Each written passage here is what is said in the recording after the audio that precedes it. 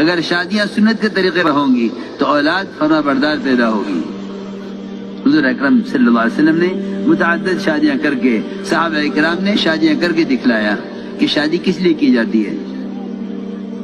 اگر شادی کا کرنا محض خواہش کو پورا کرنے کے لیے ہے تو انسان اور جانور کے اپنی خواہش کو پورا کرنے میں کوئی فرق نہیں ہے، کوئی فرق نہیں ہے،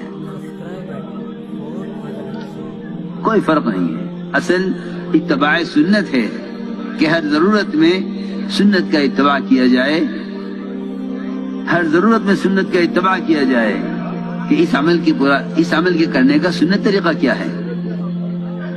اگر یہ عمل سنت کے مخالف ہے، اگر یہ عمل سنت کے مخالف ہے تو فرمایا کہ شادیاں کی جاتی ہیں یا مال کی بنیاد پر، یا جمال کی بنیاد پر، یا منصب عہدوں کی بنیاد پر، ان بنیادوں پر شادیاں کرنا یہ سنت کا طریقہ نہیں ہے، ان بنیادوں پر شادیاں کرنا اغیار کا طریقہ ہے۔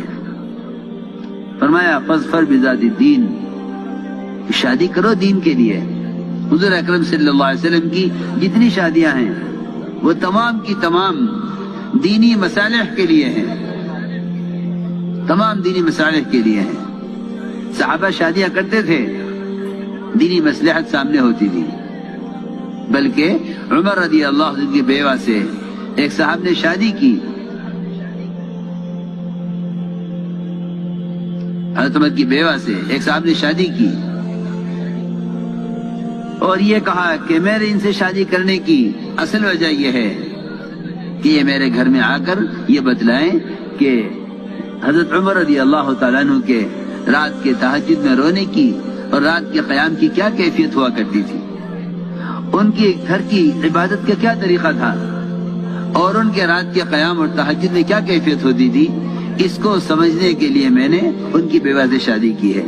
جابر رضی اللہ تعالیٰ عنہ نے بڑی عمر کی عورت سے شادی کی تاکہ اپنی بہنوں کو، اپنے گھر کی بچیوں کو اس کے ذریعے سے تعلیم اور تربیت دے سکیں۔ آپ نے فرمایا کیوں تم نے کنواری لڑکی کی شادی کیوں نہیں کی؟ عرض کیا گیا رسول اللہ کنواری شادی اس لیے نہیں کی کہ میرے گھر کی بچیوں کو دین کی تعلیم کون دیتا، میرے گھر کی بچیوں کو گھر کے کام کاج کون سکھلاتا، ان کی تربیت اور ان کو ادب کون سکھلاتا۔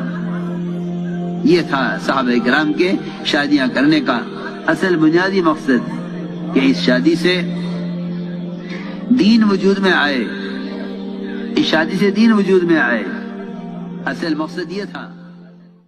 Subscribe at 4th Hazrat Ji.